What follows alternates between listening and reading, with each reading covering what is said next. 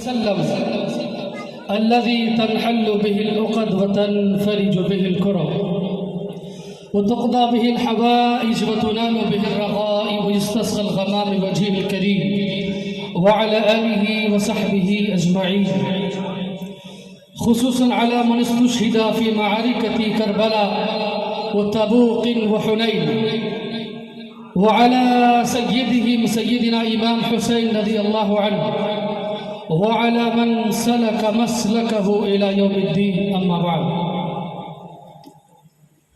بسم الله الرحمن الرحيم.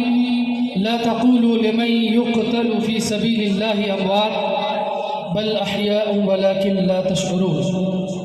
وقال النبي صلى الله عليه وسلم: اللهم إني أحب الحسن والحسين فأحبهما وأحب من يحبهما يا رب العالمين.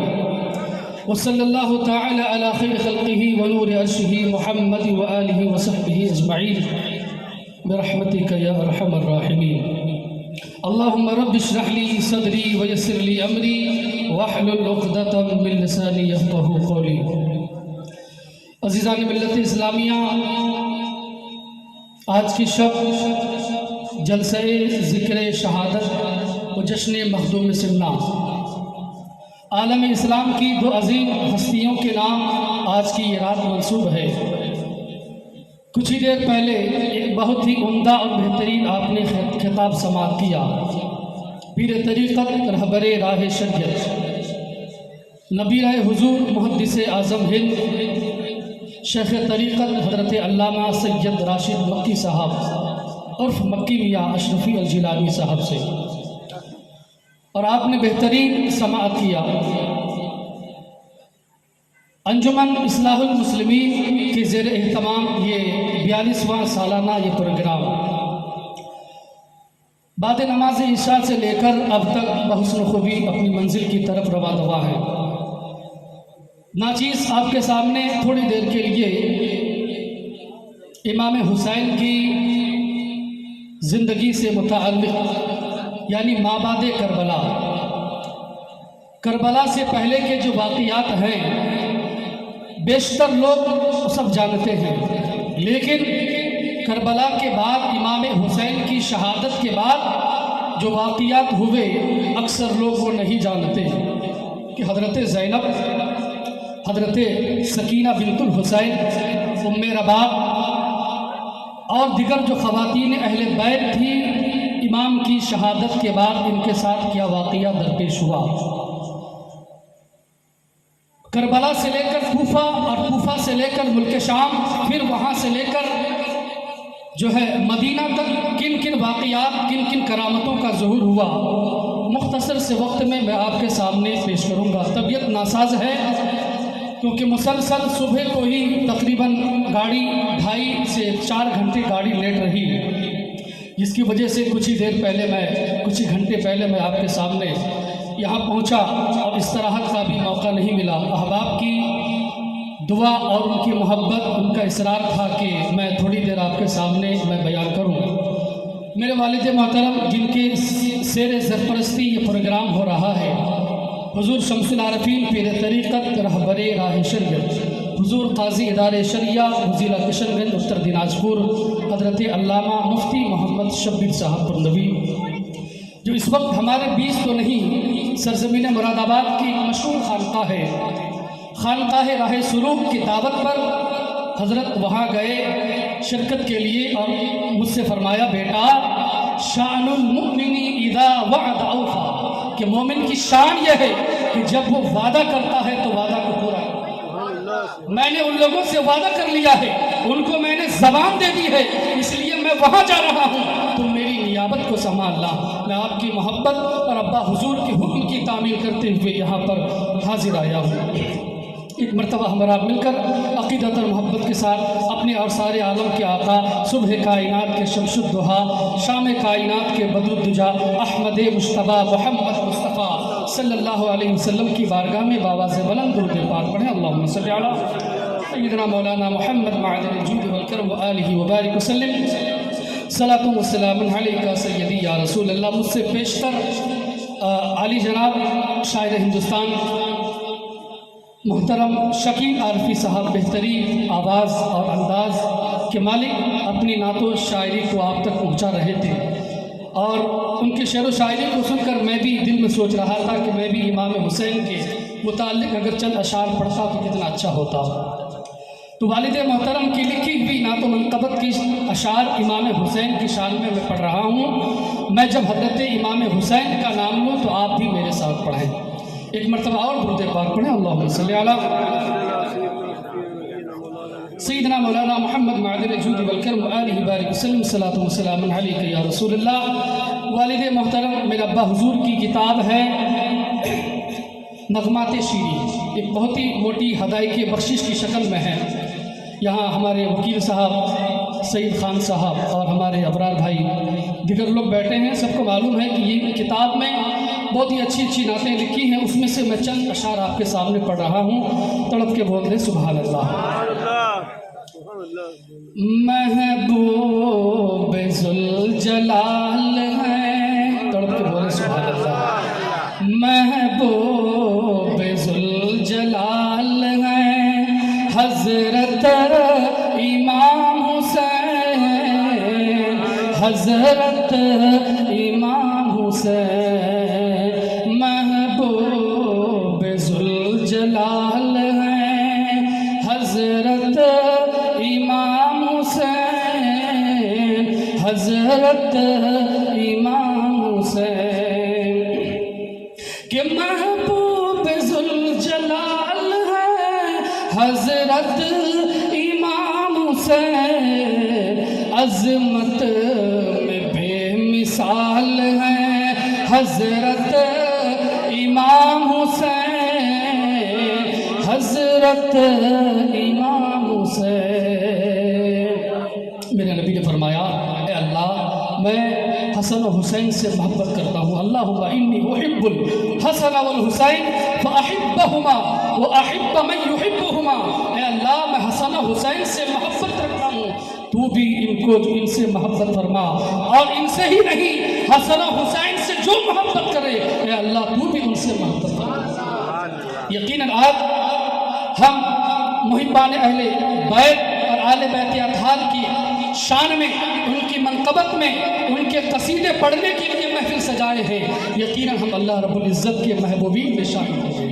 ملاحظہ فرمائیں کہ مشکل کشا کے آل ہیں، بازو حسن کے ہیں، بازو حسن کے ہیں، مشکل کشا کے آل ہیں، بازو حسن کے ہیں، بازو حسن کے ہیں، اور وصفوں میں باکمال ہیں، حضرت امام حسین، حضرت امام حسین۔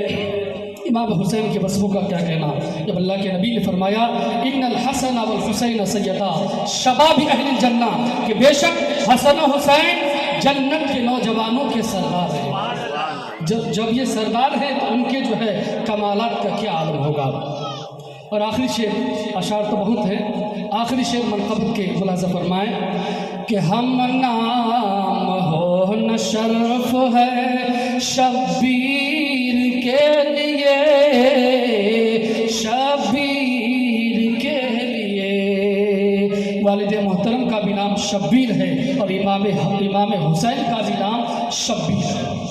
تو کبھی قلم بند کرتے ہیں کہ ہم نام ہو نہ شرف ہے شبیر کے لیے، شبیر کے لیے، ہم نام ہو نہ شرف ہے شبیر کے لیے، پیارے نبی کے آل ہیں، حضرت امام حسین، حضرت امام حسین۔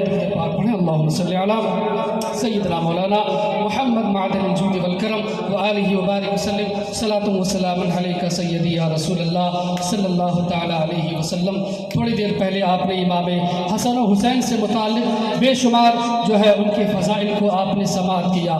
मैं भी आपके सामने सिर्फ 2 हदीसें और जो है सिर्फ 2 आयतें आपके सामने रखूँगा। उसके बाद माबाद करबला जो वाक़ियात हुए हैं उस पर थोड़ी रोशनी डालूँगा। तिरमिज़ी शरीफ है, जिल्द अव्वल है। हज़रत अबू हंज़ला रिवायत करते हैं, हज़रत आमश से रिवायत करते हैं।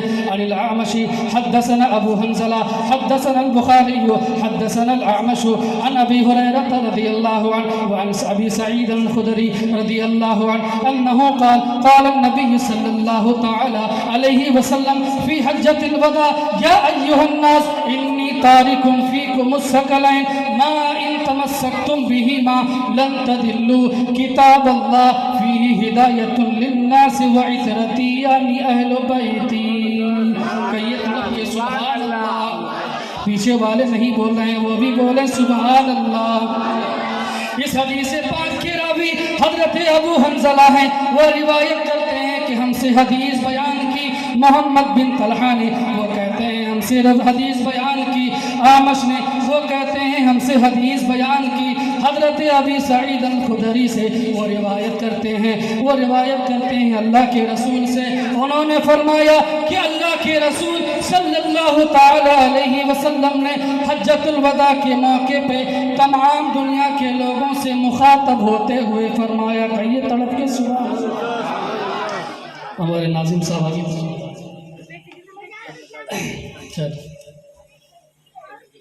तो मैं अर्ज़ ये कर रहा था कि अल्लाह के रसूल ने हज्जतुल वदा के मौके पर इरशाद फरमाया, कई लाख सहाबाए किराम के सामने, एक नहीं 2 नहीं बल्कि कई लाख लोगों के सामने, सहाबाए किराम के सामने, मुसलमानों के सामने इरशाद फरमाया, ऐ सहाबाए किराम सुनो, मेरा ये हज्जतुल वदा है, यानी ये मेरा आखिरी हज है, इसके बाद मैं दुनिया से पर्दा कर जाऊंगा।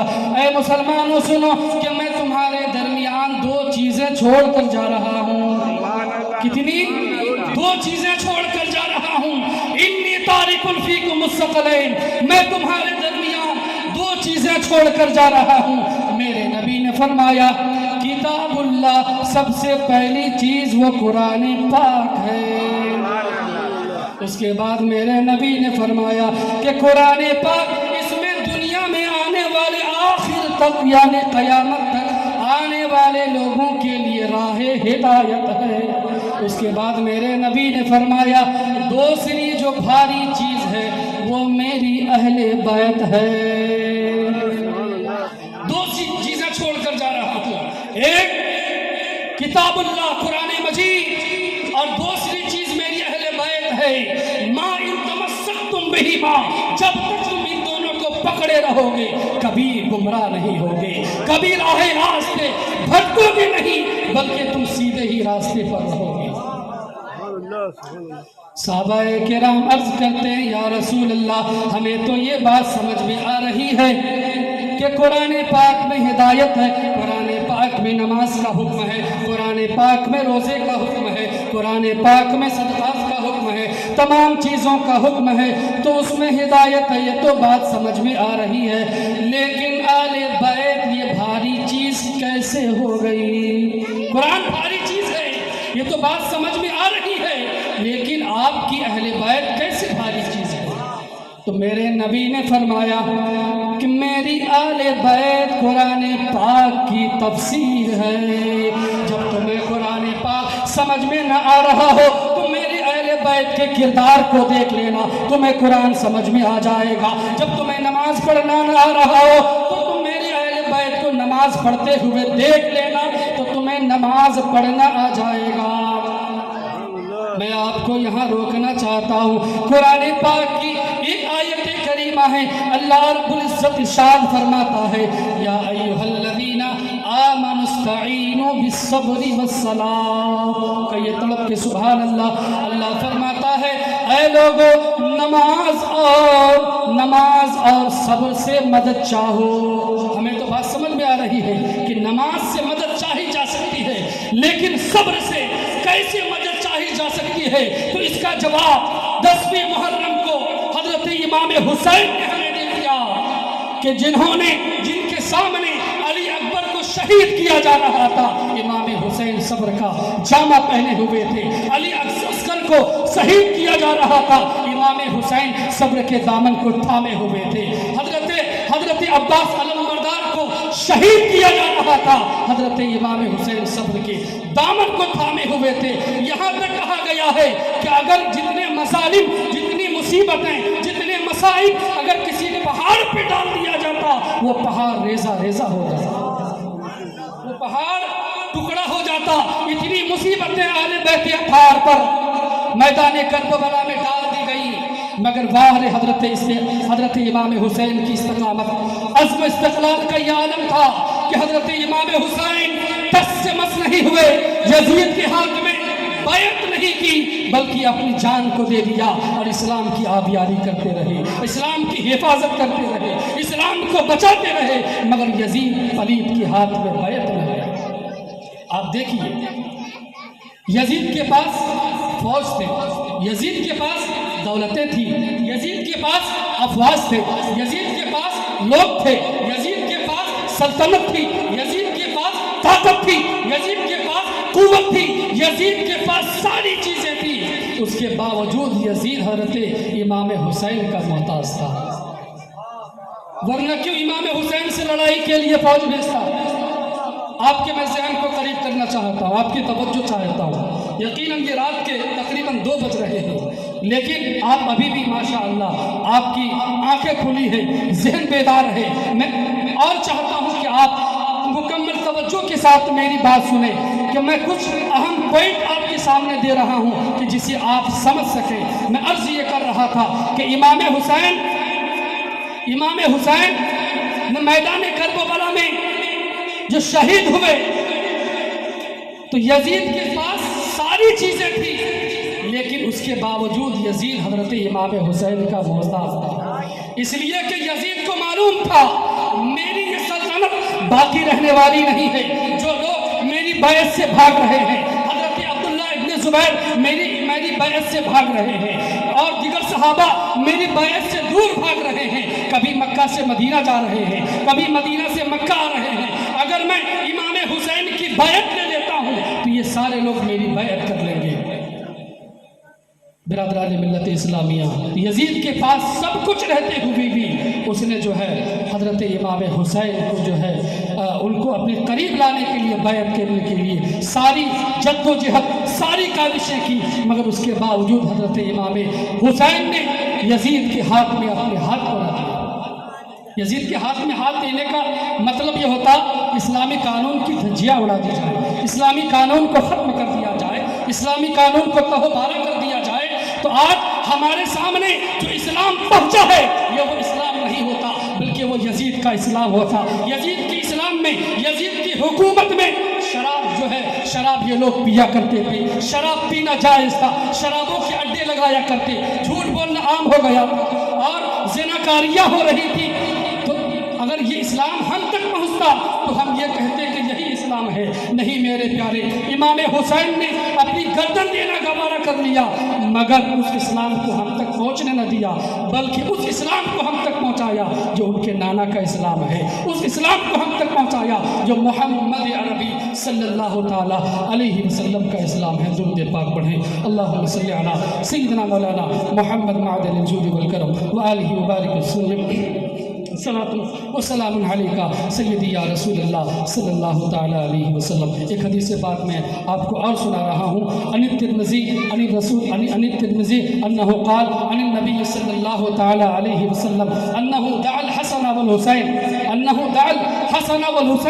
فقبلہما وضمہما الى صدرہ فکان یشمہما ویقبلہما ویضمہما الى صدرہ۔ ترمذی شریف میں یہ حدیث پاک موجود ہے کہ اللہ کے نبی صلی اللہ علیہ وسلم حسن و حسین کو اپنے پاس بلایا کرتے، اے حسن، اے حسین، آپ میرے پاس آؤ۔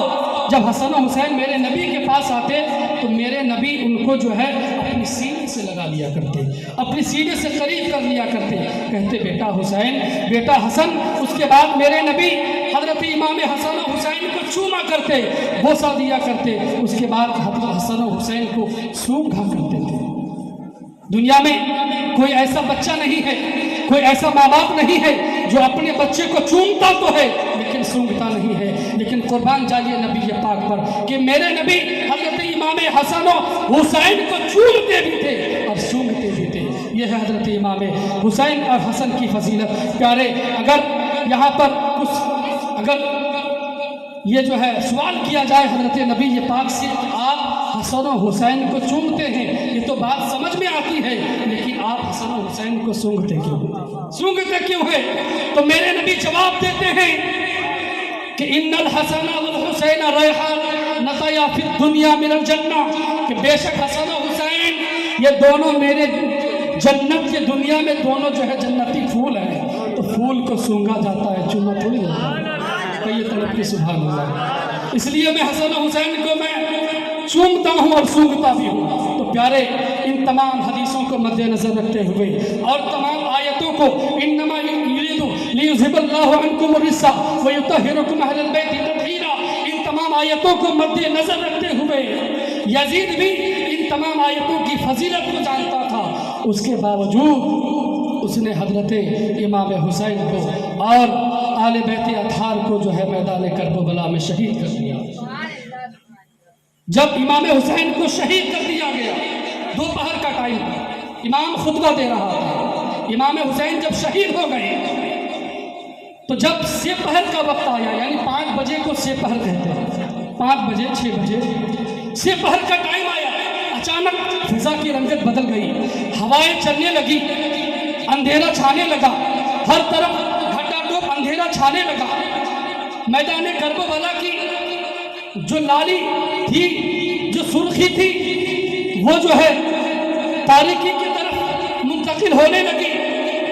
یہ دیکھ کر جو یزید کے جو لشکر تھے وہ توبہ کرنے لگے، لیکن پھر کچھ دیر کے بعد جب فضا ہٹ جاتی ہے، جب ابر آلود، جب جو ہے ابر صاف ہو جاتا ہے، تب جو ہے وہ امام حسین کے قافلے کو لے کر، لٹے ہوئے قافلے کو لے کر جو ہے کوفہ کی طرف چل رہے ہیں۔ میں آپ کو بتاؤں، کوفہ یا میدان کربلا سے لے کر کوفہ تک کی دوری کتنی ہے آپ کو پتہ ہے؟ بولیے کتنی دوری ہے؟ یعنی میدان کربلا جہاں پر امام حسین اور ان کی آل پر، آل نبی پر ظلم و ستم ڈھائے گئے، وہاں سے جو ہے کوفہ کی دوری 70 کلومیٹر ہے۔ کتنی کلومیٹر؟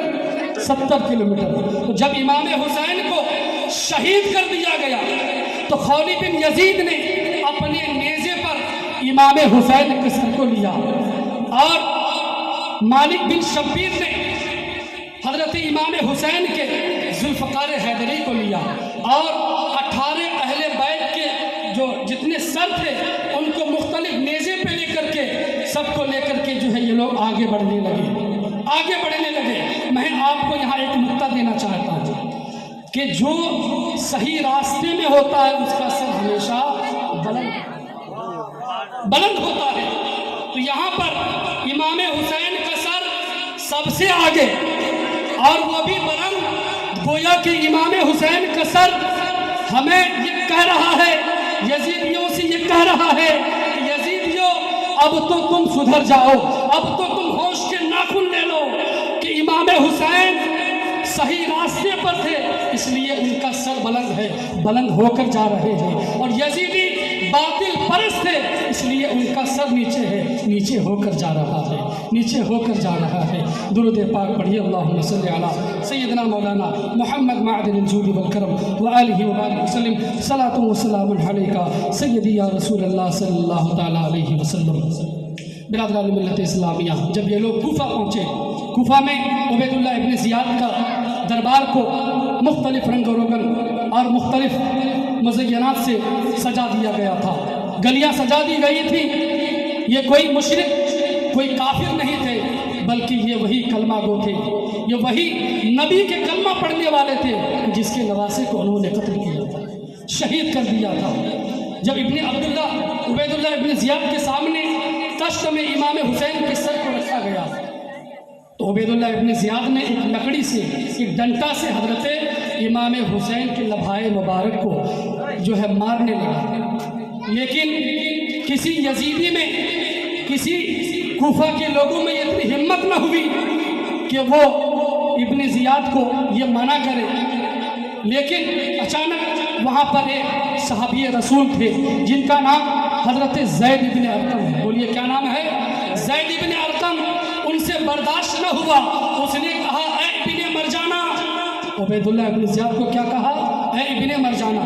मरजाना उसकी माँ का नाम था और वो बांदी थी, यानी ये बतौर हिकारत के लिए उनसे कहा गया उबैदुल्लाह इब्न ज़ियाद से, ऐ इब्न मरजाना, तुम उस लम्हाए मुबारक को हरकत दे रहे हो, मार रहे हो जिस लम्हाए मुबारक को मैंने नबी को बोसा लेते देखा है, मैंने नबी को चूमते देखा है, तुम उस जो है लम्हाए मुबारक को जो है उसकी गुस्ताखी कर रहे हो। उबैदुल्लाह इब्न ज़ियाद कहने लगा, तेरी गुस्ताखी की सज़ा मौत है, अगर तू बूढ़ा ना होता तो मैं तुझे यही अभी कत्ल करवा देता। तो वो सहाबी रसूल ये कहते हुए दरबार से निकल जाते हैं कि नादान, गुस्ताख, नाहंजार, बेगैरत, तुम्हारे अंदर इतनी ये कुदरत नहीं है कि तुम मेरे बुढ़ापे का लिहाज करते हो, लेकिन तुम इमाम हुसैन के उस उन लम्हाए मुबारक का लिहाज नहीं करते जिसको मेरे नबी ने बोसा दिया है। यकीनन हज़रत इमाम हुसैन के लम्हाए मुबारक मेरे बुढ़ापे से 1000 गुना बेहतर है। मुख्तलिफ जो है चीज़ें सामने आती हैं। उसके बाद उबैदुल्लाह इब्न ज़ियाद ने कुफा की जामे मस्जिद में ऐलान करवा दिया कि सब लोग कुफा की जामे मस्जिद में जमा हो जाए। जमा होने के बाद उबैदुल्लाह इब्न ज़ियाद ने अहले बैत अतहार हुसैन इब्न अली के ज़ख्मों पर नमक छिड़कने के लिए तकरीर करता है। कहता है, ऐ लोगों, उस अल्लाह की तारीफ़ है जिसने हक़ को जो है फतह दिया और बातिल को शिकस्त दी। हुसैन इब्न अली जो कज़्ज़ाब इब्न कज़्ज़ाब था माअज़ल्लाह, उसको शिकस्त दे दिया और यजीदी जो हक़ पर थे उसको फतह दे दिया। इन बातों को सुनकर किसी की गैरत ईमानी बेदार नहीं होती है कि यजीद को कुछ जो है इब्न ज़ियाद को कुछ कहे, किसी की नहीं। ये कूफी थे। कूफी ये कौन थे? मुल्क जो है इराक़ में जो कूफा है, बसरा है, उसके हालात को आप देखें। ये वही थे जो इमाम हुसैन को हज़ारों ख़त लिख कर के जो है मदीना से बुलाए थे। जब बुला लिए तब क्या कहा? इज़्ज़ा बनता बरब, हुसैन आप जाइए, आप लड़िए, हम तो यजीद के साथ। साहबा किराम ने कहा था, ये कूफी लोग धोखेबाज होते हैं, इनके दिल आपके साथ होंगे लेकिन इनकी तलवारें जो है साथ होंगी। आप आज मुल्क इराक़ का हाल देखिए, रोज़ाना बम फटता है, इसलिए कि ये लोग, इन लोगों ने आले बैत अतहार को की गुस्ताखियाँ की, उनको धोखा दिया, इसलिए आज तक वहाँ पर जो है हलाकतें होती रहती हैं। डेली कोई ना कोई मरता है, कोई ना कोई बम फटता है। ये कूफी कोई और नहीं, यही शिया लोग थे कि जिसने अमेरिका को जो है मुल्क जो है अफ़गानिस्तान पर हमला करने के लिए रास्ता दिया था। तो ये लोग जब कभी इमाम हुसैन के अपने नहीं हुए, लेकिन आज ये मातम करते हैं, अपने सीने पे हाथ और ब्लेड मारकर इमाम हुसैन की मोहब्बत का इजहार करते हैं कि हम इमाम हुसैन की मुहिब्बीन में से हैं, मोहब्बत करने वालों में से हैं।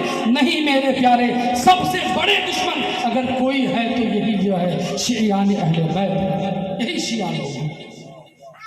तो जब उबैदुल्लाह इब्न ज़ियाद तकरीर कर रहा था कि कज़्ज़ाब इब्न कज़्ज़ाब हुसैन को शिकस्त दे दी, उस अल्लाह का शुक्र है किसी के अंदर ये हिम्मत नहीं हुई कि उबैदुल्लाह इब्न ज़ियाद को रोके।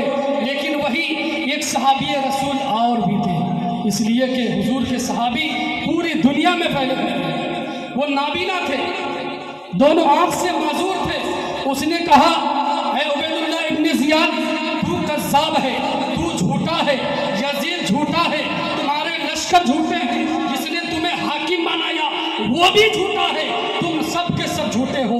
बेशक हज़रत इमाम हुसैन सच्चे हैं, उनका पूरा घराना सच्चा है। कहिए तड़प के सुभान अल्लाह। उसके बाद जब हज़रत इमाम हुसैन को شمر لعین کی قیادت میں کسٹڈی میں لے کر جب ملک شام کے لیے روانہ ہوتا ہے تو کیا دیکھتے ہیں کہ کبھی حضرت امام حسین کے سر مبارک قرآن پاک کی آیتوں کی تلاوت ہو رہی ہے۔ اب آپ کو میں بتاؤں کہ ملک عراق یعنی کوفہ سے لے کر کے ملک شام کی دوری کتنی ہے؟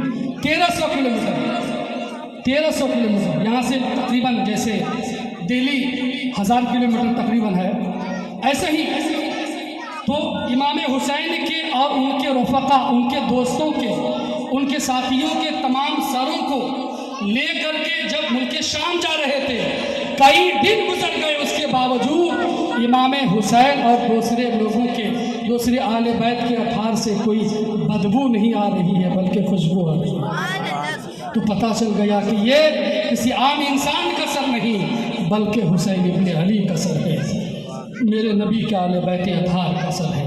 جب یہ لوگ ملک شام کی طرف جا رہے تھے، ان کے ساتھ حضرت زین العابدین عابد بیمار حضرت سجاد بھی تھے۔ جب وہ جا رہے تھے تو شام ہو گئی، کیا ہو گئی؟ شام ہو گئی۔ رات گزارنے کے لیے کسی جگہ کی ضرورت تھی، کوئی جگہ چاہیے، تو انہوں نے قرب جوار میں دیکھا، قریب میں دیکھا کہ کوئی گھر تو نہیں ہے، اور اچانک یزیدیوں کو، کوفیوں کو ایک گرجا گھر نظر آتا ہے۔ وہاں ایک پادری سے ملاقات ہوتی ہے اور پادری کو کہتا ہے کہ ہم یہاں سے جو ہے کوفہ سے یزید کے دربار میں جا رہے ہیں، لہٰذا ہمیں رکنے کے لیے جو ہے کچھ گھنٹے کے لیے ہمیں کچھ جگہ چاہیے۔ تو اس پادری نے کہا، اس راہب نے کہا کہ آپ جو ہے کس کو لے کر جا رہے ہو؟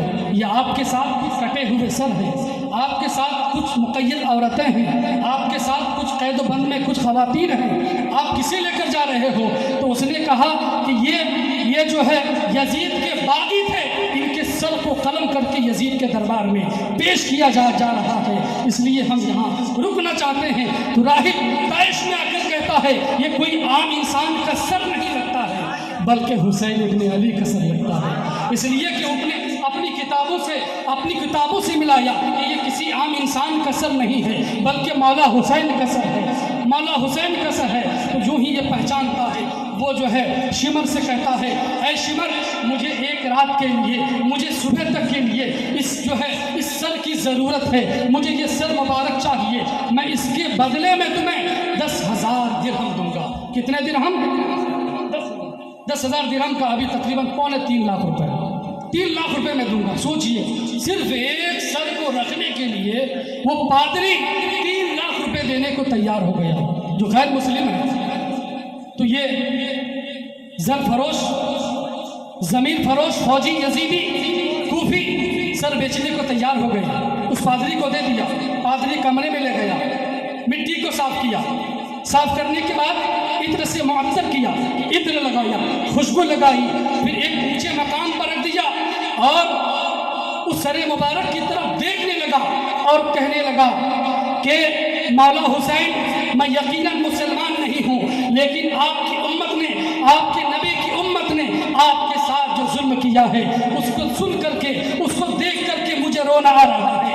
ہائے، یہ کتنے بے غیرت لوگ ہیں کہ جس نبی کا کلمہ پڑھتے ہیں اسی نبی کے نواسے کو میدان کربلا میں شہید کر دیا ہے۔ یہ کہتے کہتے اس راہب کی آنکھ لگ جاتی ہے، وہ راہب سو جاتا ہے، اچانک رات کی تاریکی میں اس کی آنکھ کھلتی ہے جھٹکے سے۔ تو کیا دیکھتا ہے بالکنی سے کہ چھت پھٹتی ہے، چھت پھٹنے کے بعد کوئی روشنی، کوئی قندیل نما ایک چیز نمودار ہوتی ہے اور سر مبارک میں روشنی پھیل جاتی ہے، اور روشنی پھیلنے کے بعد اچانک غیب سے آواز آتی ہے، اے راہب اپنی نگاہیں نیچے کر لو، اس لیے کہ فاطمہ الزہرا تشریف لا رہی ہیں، حضرت آسیہ تشریف لا رہی ہیں، خواتین اہل بیت تشریف لا رہی ہیں۔ فوراً راہب اپنی نگاہیں نیچی کرتا ہے تو کیا دیکھتا ہے کہ کبھی حضرت فاطمہ الزہرا کی آہو بکا کی آوازیں آ رہی ہیں، کبھی حضرت آسیہ کی سسکیوں کی آوازیں آ رہی ہیں، کبھی حضرت مصطفیٰ صلی اللہ علیہ وسلم، محمد مصطفیٰ صلی اللہ علیہ وسلم کے جو ہے تسلی دینے کی جو ہے آوازیں آ رہی ہیں۔ فوراً جو ہی یہ منظر دیکھتا ہے وہ راہب کہتا ہے میں اب تک اندھیرے میں، لیکن اب مجھے، اور میں آپ کی توجہ چاہتا ہوں، راہب کہتا ہے میں اب تک اندھیرے میں تھا، مولا حسین مجھے اب ہدایت مل گئی ہے، میں آپ کے نانا جان کا کلمہ پڑھتا ہوں لا الہ الا اللہ محمد رسول اللہ، اور میں مسلمان ہو جاتا ہوں، فوراً مسلمان ہو گیا۔ تو دیکھیے امام حسین جب ان کا سر گھر میں لگا تھا تب بھی امام حسین اسلام کی حفاظت کر رہے تھے، اسلام کی آبیاری کر رہے تھے، اسلام کے ناموس کی حفاظت کر رہے تھے۔ اب امام حسین کا سر تن سے جھکا ہے، پھر بھی جو ہے حضرت امام حسین اسلام کی تبلیغ کر رہے ہیں، اسلام کو پھیلا رہے ہیں، غیر مسلم کو کلمہ پڑھا رہے ہیں۔ برادران ملت اسلامیہ، تو آپ نے دیکھا یہ تھے حضرت امام حسین۔ حضرت امام حسین اور دیگر جو شہدائے کربلا ہیں، ان کے گھر کے بارے میں آتا ہے کہ ان کے جو جسم تھے وہ کہاں ہیں، دنیا کے کس خطے میں ہیں؟ تو یہ میدان کربلا جہاں پر حضرت مولا حسین کو شہید کیا گیا، وہیں پر تمام شہیدان کربلا کے جسم ہیں۔ ابن سعد جو اس لشکر کا سپہ سالار تھا، یہ سعد بن وقاص کا وہ شہزادہ ہے، جس کے بارے میں امام بوصیری کہتے ہیں سعد سعید و زبیری و طلحۃ و ابن عبیدۃ و ابن عوف و عاصم القرظی، کہ یہ ان 10 صحابہ میں سے ہیں جن کو اللہ کے رسول نے جنت کی بشارت دی۔ یہ اس میں سے حضرت سعد کے بیٹے تھے۔ کون؟ حضرت سعد ابن وقاص۔ سعد ابن وقاص یہ حضرت سعد کے بیٹے تھے، سعد ابن وقاص حضرت وقاص کے بیٹے تھے۔ سب سے پہلا تیر جو چلایا میدان کربلا میں یہی وہ ناہنجار تھا کہ جس میں جو ہے یہ صحابی رسول کا بیٹا ہو کر کے بھی سب سے پہلا تیر چلایا تھا۔ تو وہ رات کو میدان کربلا میں رکا رہتا ہے۔ کہاں رکتا ہے؟ میدان کربلا میں۔ شام کو تو یہ تاراج قافلہ لٹا ہوا قافلہ وہاں سے کوفہ کے لیے چلا جاتا ہے، لیکن ابن سعد وہیں رکا رہتا ہے اور صبح کے وقت تمام یزید کے سپاہیوں کے لاشوں کو کیا کرتا ہے؟ نماز جنازہ پڑھ کے دفنا دیتا ہے۔ مگر واہ ان کی غیرت ایمانی کو دیکھیے کہ امام حسین کے جسد مبارک کو، جسم مبارک کو اور دیگر شہیدوں کے جسم مبارک کو ایسا ہی چھوڑ دیتا ہے، ایسا ہی چھوڑ دیتا ہے۔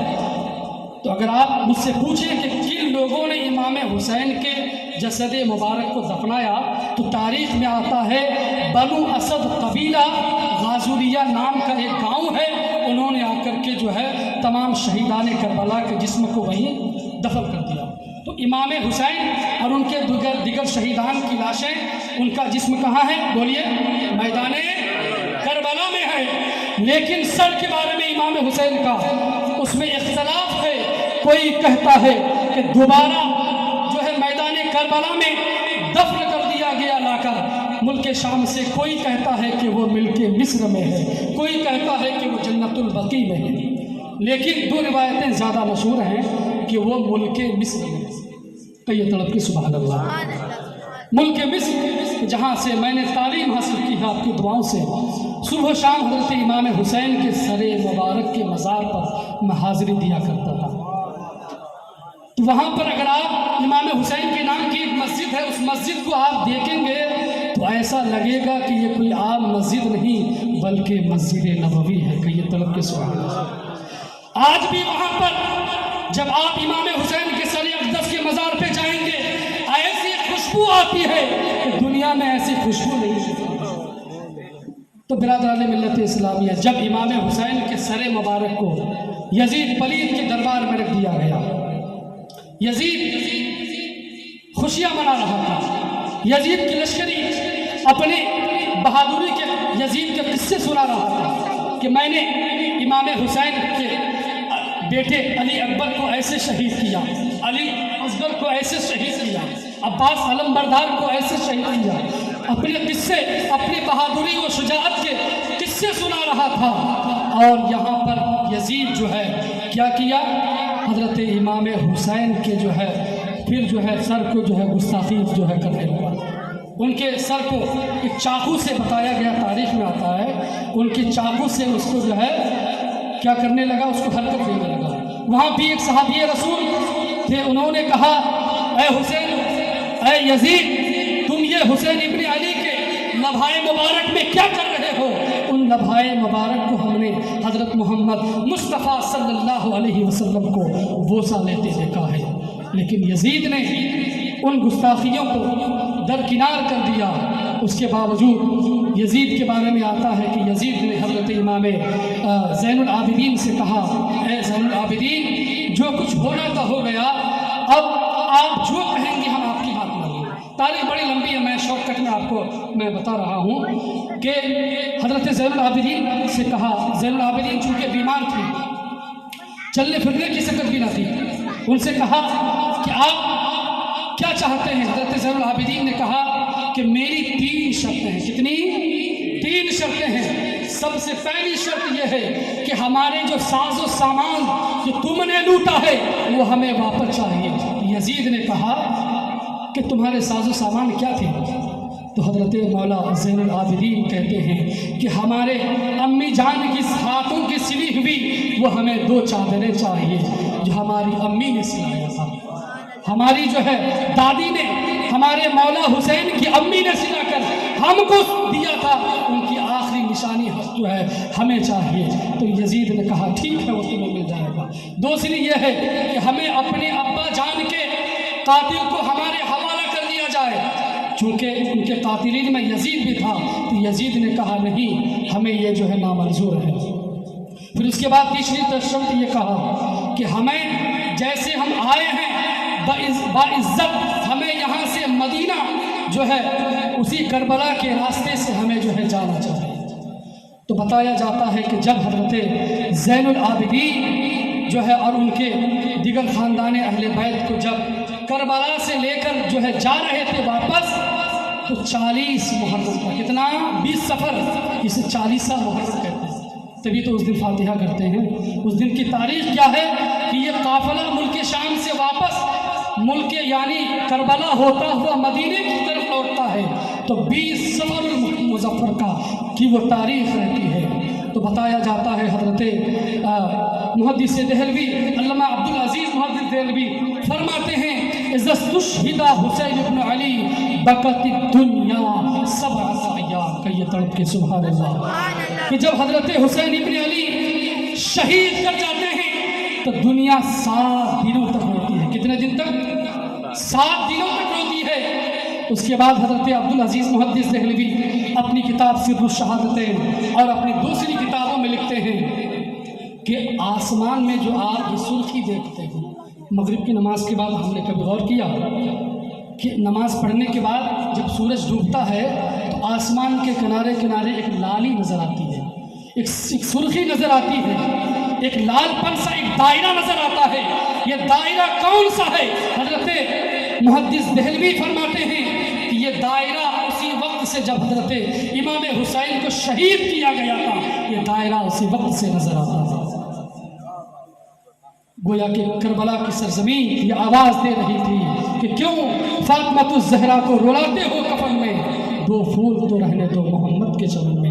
برادران ملت اسلامیہ، حضرت عبد المحدث دہلوی فرماتے ہیں کہ نماز مغرب کے بعد جب عشاء کا ٹائم شروع ہوتا ہے تو جب تک یہ لالی ختم نہ ہو عشاء کا ٹائم، ہمارے فقہ کہتے ہیں کہ آپ دوسری فقہ کی جو کتابیں ہیں فقہ، اس میں پڑھ کر دیکھیں گے تو معلوم ہوگا کہ عشاء کا ٹائم جب یہ لالی ختم ہو جاتی ہے تب عشاء کا ٹائم شروع ہوتا ہے۔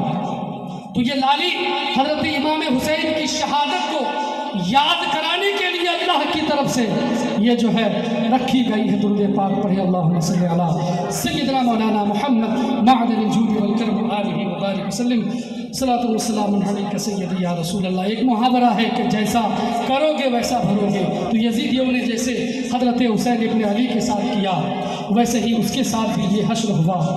آج حسین ابن علی کے بعد جو ہے یزید اپنے ظلم پر نہیں رکا، اس لیے کہ ایک حسین ابن علی ہی تھے تو یزید کو برائیوں سے روک سکتے تھے اپنی گردن کو دے کے، لیکن جب حضرت امام حسین شہید ہو گئے تو یزید کی عریانیت عام ہو گئی، یزید کا ظلم اور بھی بڑھ گیا۔ یزید خانہ کعبہ میں اس سے پہلے مدینہ میں بھی حملہ کروایا اور مکہ میں بھی توپوں کے ذریعہ اسی یزید نے حملہ کروایا، اور اسی حملے کے درمیان اسی یزید کی موت کی خبر آ جاتی ہے۔ تو برادران ملت اسلامیہ تقریباً 61 ہجری کو حضرت امام حسین کی شہادت ہوتی ہے، اور حضرت زین العابدین کے بارے میں آتا ہے کہ حضرت زین العابدین 95 سال کی عمر تک زندہ رہے۔ آپ خاندان اہل بیت کے اکیلے اکلوتے چشم و چراغ تھے کہ جتنے سادات نظر آتے ہیں آج انہی کی نسل سے ہیں۔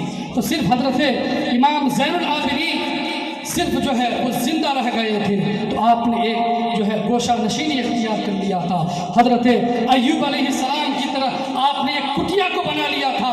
آپ سے جو ہے لوگ کہا کرتے تھے، اے حضرت زین العابدین آپ اتنی آہو بکا کیوں کرتے ہیں، آپ اتنا کیوں روتے ہیں؟ تو حضرت زین العابدین فرمایا کرتے تھے کہ حضرت ایوب سے ایک یوسف کو چھین لیا گیا تھا، اور یہاں تو میرے کئی یوسف کو چھین لیا گیا، میں کیوں نہ روں؟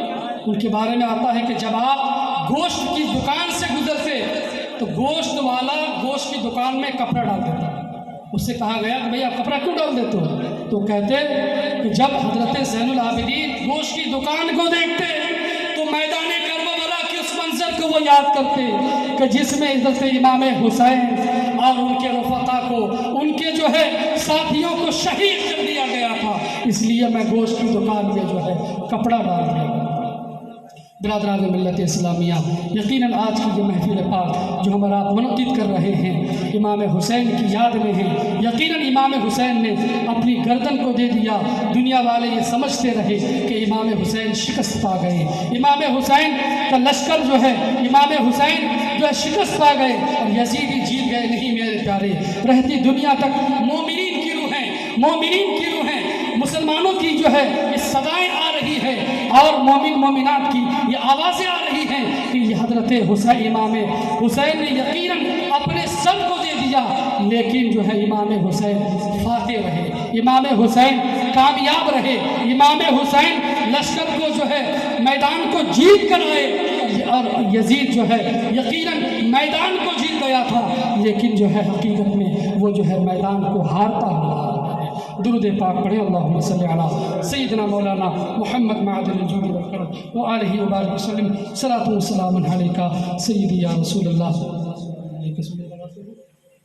میرے بات کرتے ہیں شکیل عارفی صاحب آ گئے، سونے چلے گئے، خواب غفلت میں ہے۔ درود پاک پڑھیں، اللہم صلی علی سیدنا مولانا محمد معدن الجود والکرم وآلہ وبارک وسلم، صلاۃ و سلام علیکہ سیدی یا رسول اللہ، صلاۃ و سلام علیکہ سیدی یا حبیب اللہ صلی اللہ تعالیٰ علیہ وسلم۔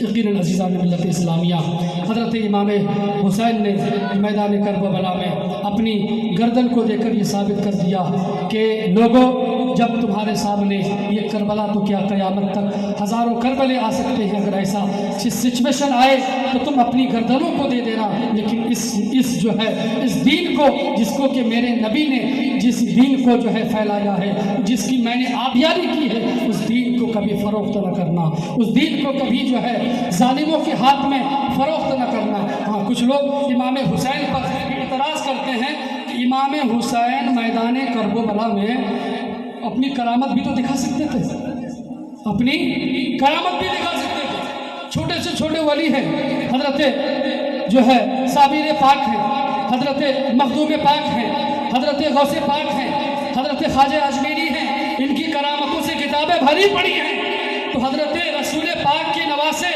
حضرت حسین بھی تو اپنی کرامت دکھا سکتے تھے، اور جب ان پر پانی بند کیا گیا تو وہ اللہ کی بارگاہ میں دعا کرتے تو یقیناً بارش ہو جاتی، وہ پانی پی لیتے اور سارے لشکر کو وہ تہو بھاڑا کر ختم کر دیتے، لیکن کیوں نہیں کیا؟ تو سنو میرے پیارے، اس کا پہلا جواب یہ ہے کہ جب میرے رسول پاک یہ حضرت جو ہے حسین پاک نہیں کر سکے، یا حضور صلی اللہ علیہ وسلم نہیں کر سکے، تو اللہ تبارک و تعالیٰ بھی تو کر سکتا تھا۔ کہ اللہ کی قوت میں کسی کو یہ شک ہو سکتا ہے؟ کوئی یہ کہہ سکتا ہے کہ اللہ بارش نہیں برسا سکتا تھا؟ یا حضرت رسول پاک کے نواسے حضرت امام حسین اگر نہر فرات کو کہتے ہیں نہر فرات، تمہارا سارا پانی سوکھ لیا جائے تو یقیناً پانی سوکھ لیتا، پانی سوکھ جاتا، لیکن امام حسین نے نہیں کہا، اس لیے کہ قیامت تک آنے والے لوگوں کے لیے یہ درس ان کو مل گیا کہ اگر ایسا سچویشن آئے تو تم جو ہے اپنی جان دے کر کے، اپنی مان دے کر کے اس کا مقابلہ کرنا، بلکہ کرامت دکھا کر نہیں۔ اگر امام حسین کرامت دکھا دیتے تو جو ہے آج مومن، آج جو ہے لوگ کہتے، آج مسلمان کہتے، اگر وہ گھڑی واپس آتی وہ کہتے کہ امام حسین رسول کے نواسے تھے، اس لیے انہوں نے جو ہے کرامت دکھائی اور جو ہے میدان کربلا کو جیت گئے، تو وہ رسول کے نواسے تھے۔ تو برادران ملت اسلامی، یقیناً کہنے کو تو بہت ہے، مولا کریم کی بارگاہ میں دعا ہے ان تمام کہی ہوئی باتوں پر ہمیں اور آپ کو عمل کی توفیق عطا فرمائے۔ خوب کی سیر چمن پھول چنی شاد رہی، باغ با جاتا ہوں میں گلشن تیرا آباد رہے، اور صدائیں آج بھی آتی ہیں کربلا سے کہ جو ہے حسین کا سر ابھی بھی جو ہے قرض ہے جو ہے میدان کربلا میں۔ وآخر دعوانا الحمدللہ رب العالمین، والسلام علیکم ورحمۃ اللہ تعالی وبرکاتہ۔